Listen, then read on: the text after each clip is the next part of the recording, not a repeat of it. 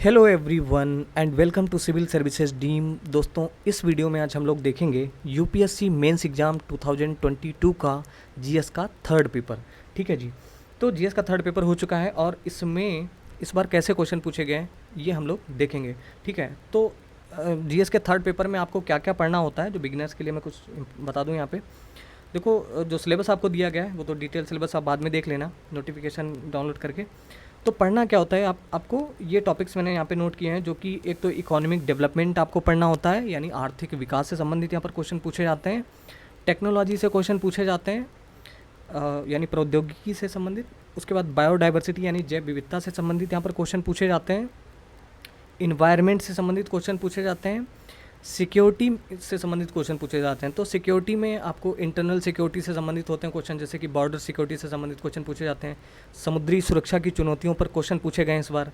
ठीक है, cyber security पर क्वेश्चन पूछा गया है इस बार। ठीक है, डिजास्टर मैनेजमेंट यानी आपदा प्रबंधन से संबंधित क्वेश्चन पूछे जाते हैं यहाँ पर। तो काफ़ी लेंदी पेपर होता है, जैसा कि मैंने पहले भी बताया था आपको। जीएस सेकेंड पेपर और थर्ड पेपर ये दोनों ही लेंदी होते हैं थोड़े से, और काफ़ी कुछ क्वेश्चन जो होते हैं वो करंट अफेयर्स बेस्ड होते हैं। ठीक है, तो ये पेपर भी 3 घंटे का होता है और ये भी 250 नंबर का पेपर होता है, जैसे कि जीएस के सारे पेपर 250 नंबर के होते हैं। तो इसमें क्वेश्चन नंबर 1 से लेकर 10 तक के जो क्वेश्चन हैं वो आपके 10-10 नंबर के हैं, जिनको आपको 150 शब्दों में लिखना है। क्वेश्चन नंबर 11 से 20 तक के जो क्वेश्चन हैं वो 15-15 नंबर के हैं और उनको आपको 250 शब्दों में उनके आंसर लिखने हैं। ठीक है, तो देखते हैं कैसे क्वेश्चन पूछे गए हैं। और इस पेपर की पीडीएफ या यूपीएससी मेंस 2022 के जितने भी पेपर हुए हैं उनकी सबकी पीडीएफ अगर आप डाउनलोड करना चाहते हैं तो लिंक नीचे डिस्क्रिप्शन में दी हुई है, आप हमारे टेलीग्राम चैनल को ज्वाइन करके वहाँ से डाउनलोड कर सकते हैं। ठीक है, तो पहला क्वेश्चन यहाँ पर पूछा गया है कि बुनियादी ढांचागत परियोजनाओं में सार्वजनिक निजी साझेदारी यानी पीपीपी, तो पीपीपी यानी पब्लिक प्राइवेट पार्टनरशिप की आवश्यकता क्यों है। ठीक है, तो ये पूछा गया है कि इंफ्रास्ट्रक्चरल प्रोजेक्ट जो होते हैं उनमें पीपीपी यानी पब्लिक प्राइवेट पार्टनरशिप की आवश्यकता क्यों, ज़रूरत क्यों है। तो भारत में रेलवे स्टेशनों के पुनर्विकास में, तो यहाँ पे पुनर्विकास दिया गया है, इसको ध्यान में रखना कि पुनर्विकास में पीपीपी मॉडल की भूमिका का परीक्षण कीजिए। ठीक है, तो क्वेश्चन पार्ट्स में दिया गया होता है, तो सारे उसके पार्ट्स हमें कवर करने होते हैं, तो ये ध्यान रखना आप जो है। तो एक क्वेश्चन ये पूछा गया। इसके बाद पूछा गया कि क्या बाजार अर्थव्यवस्था के अंतर्गत समावेशी विकास संभव है। तो समावेशी विकास यानी इंक्लूसिव ग्रोथ, क्या बाजार अर्थव्यवस्था के या मार्केट इकोनॉमी के अंतर्गत ये इंक्लूसिव ग्रोथ पॉसिबल है क्या, तो ये पूछा गया। इसके बाद है कि इसी का अगला पार्ट, भारत में आर्थिक विकास की प्राप्ति के लिए वित्तीय समावेश के महत्व का उल्लेख कीजिए। तो फाइनेंशियल इंक्लूजन का सिग्निफिकेंस क्या है आर्थिक विकास को अचीव करने में, वो भी बताना है आपको। ठीक है, 10 नंबर में ही बताना है, 150 शब्दों के अंतर्गत। शब्द सीमा यहाँ पे दी हुई होती है। ठीक है, इसके बाद अगला क्वेश्चन पूछा गया कि भारत में सार्वजनिक वितरण प्रणाली जो पीडीएस होता है, पब्लिक डिस्ट्रीब्यूशन सिस्टम, उसकी प्रमुख चुनौतियाँ क्या हैं, इसे किस प्रकार प्रभावी तथा पारदर्शी बनाया जा सकता है। न्यूज़पेपर वगैरह में काफ़ी आर्टिकल्स आपने इसके बारे में पढ़े होंगे, तो लिख सकते हो आप इसको। इसके बाद खाद्य प्रसंस्करण उद्योग के कार्यक्षेत्र और महत्व का सविस्तार वर्णन कीजिए। कई बार क्वेश्चन पूछा जा चुका है इस पर, और चूंकि आपके सिलेबस में डायरेक्टली है तो पूछ दिया गया 10 नंबर में, ये लिख सकते हो बहुत आसानी से। इसके बाद क्वेश्चन पूछा गया देश में आयु संभाविता यानी लाइफ एक्सपेक्टेंसी में आई वृद्धि से समाज में नई स्वास्थ्य चुनौतियाँ खड़ी हो गई हैं। ठीक है, यह नई चुनौतियाँ कौन कौन सी है, तो चुनौतियाँ बतानी है आपको और उनके समाधान भी बताना है। तो एक क्वेश्चन और भी इसी प्रकार से पूछा गया जिसमें आपको चुनौतियाँ पहले बतानी है, फिर उन चुनौतियों का समाधान क्या हो सकता है वो भी आपको ही बताना है, लिखना है उसका आंसर।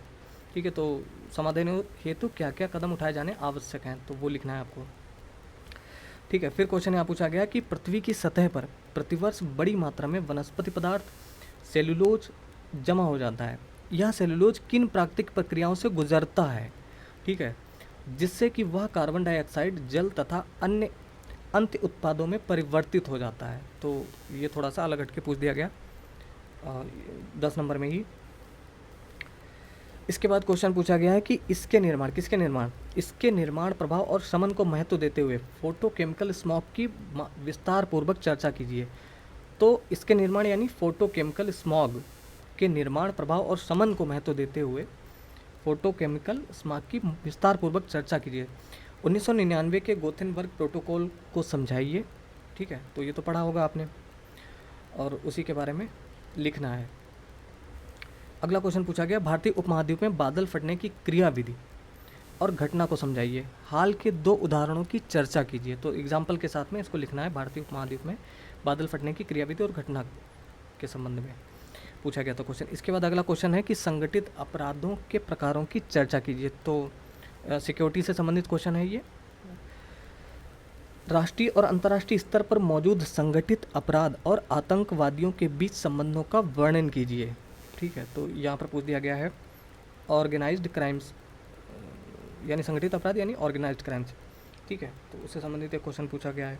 फिर क्वेश्चन पूछा गया, भारत में समुद्री सुरक्षा चुनौतियाँ क्या क्या हैं। तो ये भी सिक्योरिटी से ही क्वेश्चन पूछा गया है कि भारत में समुद्री सुरक्षा चुनौतियाँ क्या हैं, समुद्री सुरक्षा में सुधार के लिए की गई संगठनात्मक, तकनीकी और प्रक्रियात्मक पहलों की विवेचना कीजिए। तो इस पर भी लिखना है आपको।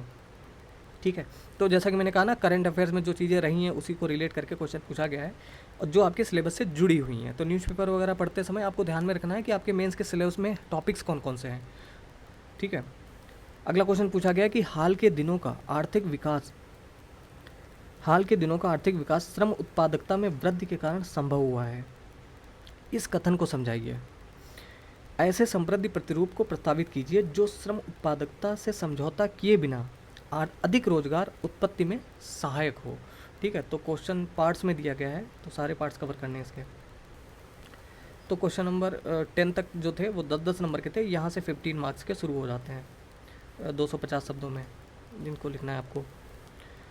अगला क्वेश्चन पूछा गया है कि क्या आपके विचार में भारत अपनी ऊर्जा आवश्यकता का 50% भाग वर्ष 2030 तक नवीकरणीय ऊर्जा से प्राप्त कर लेगा। ठीक है, नवीकरणीय ऊर्जा यानी रीन्यूएबल एनर्जी। अपने उत्तर के औचित्य को सिद्ध कीजिए। जीवाश्म ईंधनों से सब्सिडी हटाकर उसे नवीकरणीय ऊर्जा स्रोतों में लगाना उपयुक्त उद्देश्य पूर्ति में किस प्रकार सहायक होगा। ठीक है, तो जीवाश्म ईंधन यानी डीजल, पेट्रोल वगैरह, उनसे सब्सिडी हटाकर जो नवीकरणीय ऊर्जा स्रोत है उसमें सब्सिडी दी जाए। ठीक है, तो वो किस प्रकार सहायक होगा, उससे संबंधित पूछा गया है। अगला क्वेश्चन है कि भारत में कृषि उत्पादों के विपणन यानी मार्केटिंग की ऊर्ध्वमुखी और अधोमुखी प्रक्रिया में मुख्य बाधाएं क्या क्या चुनौतियां हैं। ठीक है, तो ये भी आपको लिखना है यहाँ पे, पूछा गया। इसके बाद अगला क्वेश्चन पूछा गया कि समेकित कृषि प्रणाली क्या है, इंटीग्रेटेड फार्मिंग सिस्टम क्या है। ठीक है, और उसके बाद है कि भारत में छोटे और सीमांत किसानों के लिए यह कैसे लाभदायक हो सकता है। तो इंटीग्रेटेड फार्मिंग सिस्टम जो है वो छोटे और सीमांत किसानों के लिए किस प्रकार लाभदायक हो सकता है, इस पर लिखना है। तो ये लिखा जा सकता है क्वेश्चन, कोई बहुत ज़्यादा टफ नहीं है। अगला क्वेश्चन है 25 दिसंबर 2021 को छोड़ा गया जेम्स वेब अंतरिक्ष टेलीस्कोप। ठीक है, जो कि न्यूज़पेपर वगैरह में था, आपने पढ़ा भी होगा। टेलीस्कोप तभी से समाचारों में बना हुआ है। उसमें ऐसी कौन कौन सी अनन्य विशेषताएं हैं जो उसे इससे पहले के अंतरिक्ष टेलीस्कोपों से श्रेष्ठ बनाती हैं। ठीक है, तो वो आपको बताना है कि उसमें ऐसी कौन कौन सी विशेषताएं हैं जो पहले जो छोड़े गए टेलीस्कोप वगैरह जो थे उनमें नहीं थी विशेषताएं। तो अनन्य विशेषताएं बतानी है एक तो उसमें। ठीक है, इस मिशन के मुख्य उद्देश्य क्या है। ठीक है, मुख्य ध्येय यानी मुख्य उद्देश्य क्या है, क्यों छोड़ा गया भाई, ये बताना है। मानव जाति के लिए इसके क्या क्या संभावित लाभ हो सकते हैं। तो कोई न कोई लाभ के लिए ही छोड़ा गया होगा। तो वो लाभ आपको बताने हैं जो कि मानव जाति के लिए संभावित लाभ हो सकते हैं। तो ये क्वेश्चन भी लिखा जा सकता है जिन लोगों ने अच्छे से नोट्स वगैरह प्रिपेयर कर लिए होंगे इससे संबंधित, या तो आप कर सकते हो इसको। इसके बाद अगला क्वेश्चन पूछा गया है वैक्सीन विकास का आधारभूत सिद्धांत। ठीक है, वैक्सीन विकास का आधारभूत सिद्धांत क्या है, वैक्सीन कैसे कार्य करते हैं, कोविड-19 टीकों के निर्माण हेतु भारतीय वैक्सीन निर्माताओं ने क्या क्या पद्धतियां अपनाई हैं। तो ये क्वेश्चन एक पूछ लिया गया है। ठीक है, तो आधारभूत सिद्धांत आपको बताना है, प्रिंसिपल बिहाइंड वैक्सीन डेवलपमेंट क्या होते हैं और वैक्सीन काम कैसे करते हैं वो भी बताना है आपको।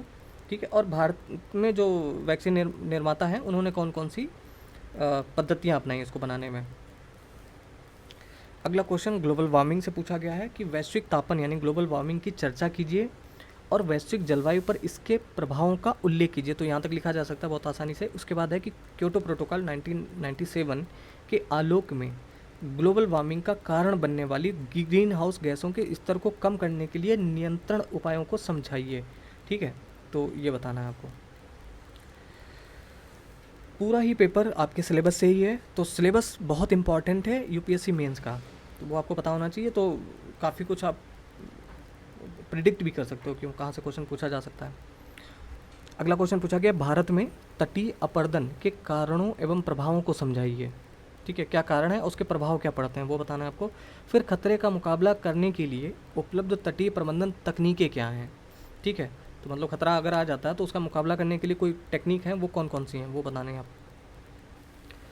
फिर साइबर सिक्योरिटी से क्वेश्चन पूछा गया कि साइबर सुरक्षा के विभिन्न तत्व क्या हैं। ठीक है, एलिमेंट्स क्या हैं साइबर सिक्योरिटी के। साइबर सुरक्षा की चुनौतियों को ध्यान में रखते हुए समीक्षा कीजिए कि भारत ने किस हद तक एक व्यापक राष्ट्रीय साइबर सुरक्षा रणनीति सफलतापूर्वक विकसित की है। ठीक है, तो ये क्वेश्चन पूछा गया डायरेक्ट सिलेबस से आपके। लास्ट क्वेश्चन है, नक्सलवाद ये भी एक सिक्योरिटी से ही है। नक्सलवाद एक सामाजिक, आर्थिक और विकासात्मक मुद्दा है जो एक हिंसक आंतरिक सुरक्षा खतरे यानी इंटरनल सिक्योरिटी के रूप में, आंतरिक सुरक्षा खतरे के रूप में प्रकट होता है। इस संदर्भ में उभरते हुए मुद्दों की चर्चा कीजिए और नक्सलवाद के खतरे से निपटने की बहुस्तरीय रणनीति का सुझाव दीजिए। ठीक है, तो सुझाव भी आपको देना है इसके बारे में। ठीक है, तो ये 20 क्वेश्चन पूछे गए। पेपर तो लेंदी है ही, इसमें कोई डाउट नहीं है। ठीक है, लेकिन बहुत ज़्यादा टफ नहीं कह सकते हो आपको इसको, जो है एक आध क्वेश्चन को जो कि थोड़े से ट्रिकी थे, बाकी लिखे जा सकते हैं। ठीक है दोस्तों, तो इसके बाद जीएस फोर्थ पेपर भी वो भी मैं आपको दिखा दूंगा, और इन सारे ही क्वेश्चन पेपर की पीडीएफ आप टेलीग्राम से डाउनलोड कर सकते हैं, लिंक नीचे डिस्क्रिप्शन में दी हुई है। ठीक है, तो दोस्तों इस वीडियो में इतना ही, मिलते हैं अगले वीडियो में, तब तक के लिए नमस्कार, जय हिंद।